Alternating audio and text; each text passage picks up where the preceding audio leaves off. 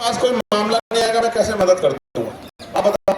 लेकिन चाह गया कि चंद्रशेखर मदद नहीं कर रहे हैं, चंद्रशेखर तो मुस्लिम भाइयों का मामला इसलिए मदद नहीं कर रहे हैं। मैं पूछना चाहता हूं, ये मुस्लिम कोई अलग थोड़ा, ये भी तो हमारे ही हैं। इनको मैं अगर किसी बात को अपने 20 नेताओं को भेज देता तो सब लोग खुल करके स्वागत कर देंगे, लेकिन मुझे पता ही लगा तो मैं क्या कर दूंगा। जब पता लगा तो मैंने खबर की तो उन्होंने कहा कि हम निकलवा देंगे भाई साहब। लेकिन आपको पता है क्या हुआ? पुलिस ने कह दिया कि नहीं देंगे। मैंने डीआईजी से बात की, मैंने कमिश्नर से बात की, मैंने एसएसपी से बात की, मैंने डीएम से बात की कि निकलवाओ उनकी शोभा यात्रा, क्यों रोक रहे हो? तो बोले साहब हम नहीं देंगे परमिशन। तो ये देखो, सरकार झगड़ा कराना चाहती है हमारे लोगों को, आपको समझना पड़ेगा। और मैं ये समझता हूं कि मेरी लड़ाई शोभा यात्रा तक सीमित नहीं है। मेरी लड़ाई तब तक जारी रहेगी जब तक आपको स्वाभिमान सम्मान का जीवन नहीं मिलता। मेरी लड़ाई तब तक जारी रहेगी जब आपको हक अधिकार नहीं मिलते। मेरी लड़ाई तब तक जारी रहेगी जब तक आपकी जेब में पैसा नहीं आता। मेरी लड़ाई तब जारी रहेगी जब तक आपके भी टूटे हुए मकान ऐसे नहीं बनते जैसे दूसरे लोगों के हैं। मेरी लड़ाई तब तक जारी रहेगी। इसलिए मैं देर में हक अधिकार की लड़ाई लड़ रहा हूं। जो लोग मेरा मुकाबला नहीं कर सकते, आजाद समाज पार्टी भीम आर्मी के नेताओं का मुकाबला नहीं कर सकते, वो जानबूझ के षड्यंत्र करके तमाम तरह की चीजों के प्रयास करते हैं। मैं उनको कहना चाहता हूं, खूब प्रयास करो, समय बदल गया है। उत्तर प्रदेश में आने वाला समय आजाद समाज पार्टी काशीराम का है, मेरी बात को गया है। और सिर्फ उत्तर प्रदेश में नहीं है, सिर्फ उत्तर प्रदेश में नहीं है, हरियाणा में, मध्य प्रदेश में, राजस्थान में, उत्तराखंड में, मैं कहना चाहता हूं दिल्ली में, बिहार में, झारखंड में, जो उत्तर भारतीय क्षेत्र में, कहना चाहता हूं डंके की चोट पे कि अगले 5 साल बाद आजाद समाज पार्टी राष्ट्रीय पार्टी होगी। मेरी बात को आप याद रखें, क्योंकि हर व्यक्ति के पास समस्या है, आजाद समाज पार्टी पे समाधान है। इसलिए सब लोग मेरी चोटी का जोड़ लगा के सुबह शाम षड्यंत्र करते रहते हैं। इतना काम ये अपनी पार्टी के लिए करे तो इनकी पार्टी में 1-2 एमएलए जीत जाएगा। अगर ये इतना काम करे, तो हमारे नेताओं को पढ़ते हैं, कभी अखबार में खबरें छपते हैं, इन साजिशों हम लोग निर्देशित होने वाले नहीं, इन साजिशों डरने वाले। लेकिन वचन के दिल्ली से कह रहा हूं आपको, हम प्रथम और अंतिम भारतीय हैं। भारत की अस्मिता पे कोई आंच आएगी, भारत की सेना के सम्मान पे कोई आंच आएगी, जो हमारा गौरव है, हमारे अर्धसैनिक बलों पे, हमारे पुलिस के भाइयों पे कोई आंच आएगी, अगर हम में खून की कमी भी हो जाएगी तो हम अपने खून का खतरा देके इस देश के गौरव की रक्षा करेंगे। मैं आपको वचन दे देता हूं। हमारी लड़ाई किसी जाति से नहीं है, किसी धर्म से नहीं है, हमारी लड़ाई अधिकारों की है, हमारी लड़ाई सामाजिक न्याय की है, हमारी लड़ाई भाईचारा कैसे बनेगा।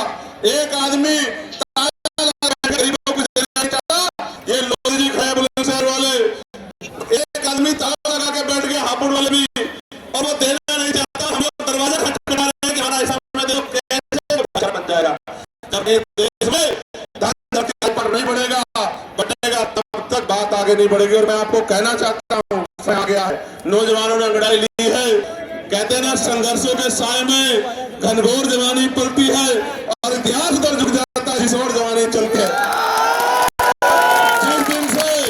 जिस दिन से मुजफ्फरनगर की रैली हुई, आगरा की रैली हुई, हरदोई की रैली हुई, कन्नौज का ऐतिहासिक जो है महारैली हुआ, संत कबीर नगर की रैली हुई, 25 तारीख को जौनपुर में ऐलान हुआ, उसके बाद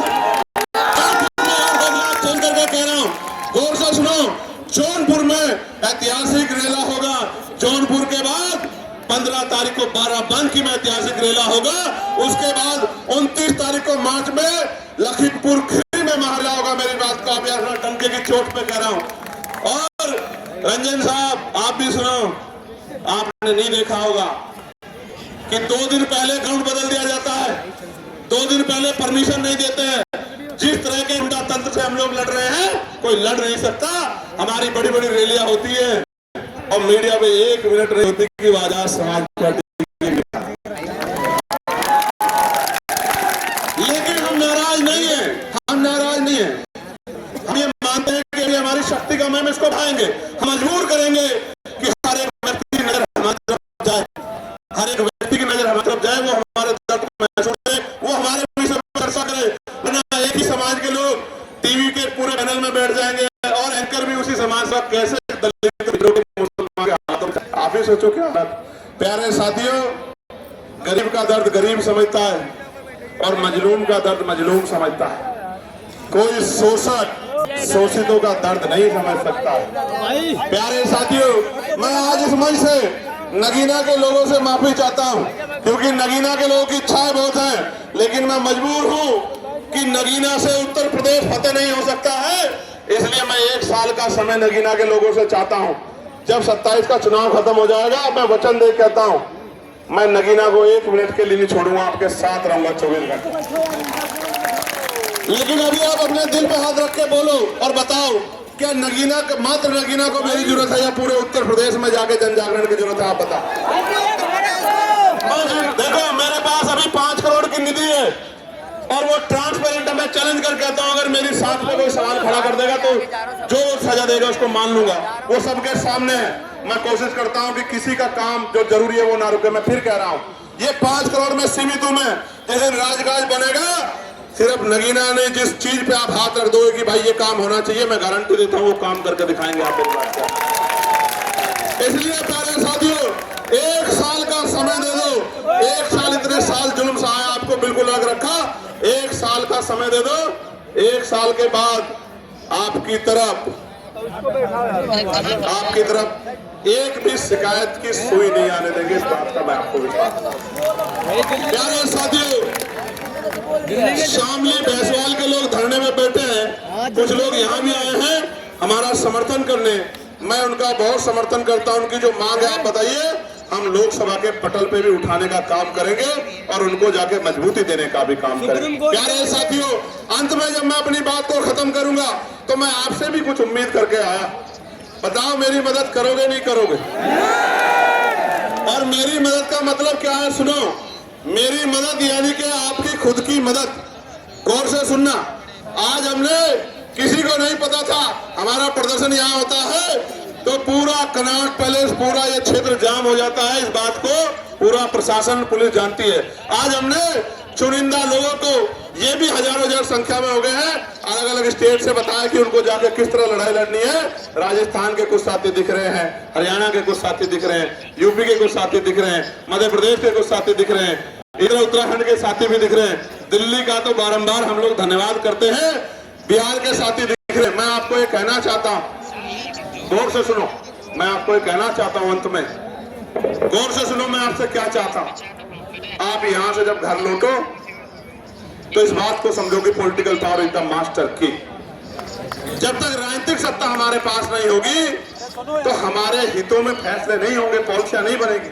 मैं आपसे, आप उससे मेरे खून का कतरा कतरा ले लो फौजी साहब, लेकिन मैं आपसे आग्रह कर रहा हूं कि गली मोहल्लों में जाके अपने वोट को संगठित करके अपनी ताकत 2027 में उत्तर प्रदेश के अंदर बना। और मैं बड़ी बात नहीं कह रहा हूं श्री जी, एक मौका आप आजाद समाज पार्टी काशीराम को मिलने दो। मैं वचन देके कहता हूं, विश्वास से कहता हूं, पूरी हिम्मत से कहता हूं कि जो लोग आज हमारे साथ नहीं है वो भी ये कहेंगे कि हम उसका विरोध भले ही कर सकते हैं, उस पार्टी का, उसकी पॉलिसी का, लेकिन उनका काम में मुकाबला नहीं कर सकते। ऐसा काम करके दिखाएंगे। मेरी बात को आप याद रखना। प्यारे साथियों, मैं पुलिस के भाइयों का बहुत धन्यवाद दूंगा। नहीं पता अभी है? 1 मिनट, एक आदमी को बोलना दो। आजमगढ़ वाली होगी अभी, बाद में आजमगढ़ का मौका। अभी आप ये सुनो, 25 तारीख को जौनपुर में कार्यक्रम है, रैली, एक बात।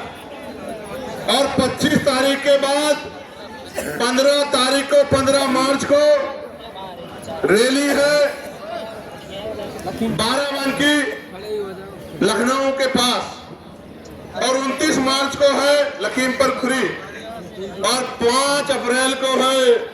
उत्तराखंड के साथियों को भी मौका दिया है कि वो भी अपनी शक्ति को इस बार दिखा दें। बहुत दिन हो गए हैं उनको भी, क्योंकि इस बार उत्तराखंड से भी हमारा प्रतिनिधित्व आने वाला है, ऐसा भी मेरा विश्वास है।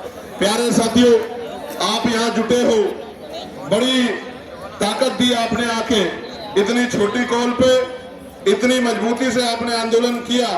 500 लोगों के आंदोलन को 50 बार टीवी पे दिखाया जाता है, 5 लोगों के आंदोलन को ब्रेकिंग न्यूज में दिखाया जाता है। आशा और उम्मीद है कि आज आपकी तरफ भी मीडिया की निगाह जाएगी, ऐसा मेरा विश्वास है। भले ही वो निगेटिव वे में जाए, भले ही वो निगेटिव वे में जाए, भले ही वो ये कहे कि बहुत शोर शराबा था, नौजवान पेड़ों पे चढ़ गए थे, पुलिस बार बार रोक रही थी, इस तरह की सारी बात करें, लेकिन कभी कभी आपके खिलाफ जो साजिश होती है उससे भी लोकतंत्र में आपका प्रचार होता है, जैसे घबराने की जरूरत नहीं।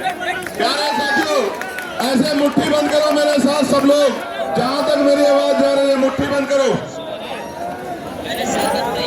जय भीम, जय भारत, जय संविधान, जय मंडल, जय जोहार, आवाज दो,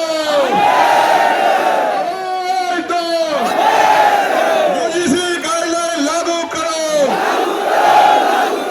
यूजीसी गाइडलाइन लागू करो, बाक लोग भरो, बाक लोग भरो, किसानों को एमएसपी की लीगल गारंटी दो, निजी क्षेत्रों में एससी ओबीसी को आरक्षण दो, प्रमोशन में रिजर्वेशन एससी ओबीसी को लागू करो, पुरानी पेंशन बहाल करो, गरीबों की जमीन लूटना सरकारें बंद करें। एक अंतिम बात, यूजीसी पे सरकार का पक्ष भी आपको जानना चाहिए। शांत होकर सुनो भाई, बहुत इंपॉर्टेंट है बात।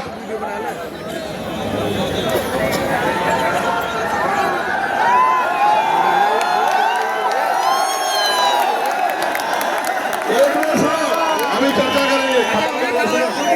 इंपॉर्टेंट बात सुनो भाई, सुनो जो है आगे सुनो जो खड़े हैं। देखो, जब ये यूजीसी गाइडलाइन कोर्ट में गए लोग तो सरकार की जिम्मेदारी थी कि वो आप, क्योंकि सुप्रीम कोर्ट के जो कार्रवाई है वो भी अब ऑनलाइन है,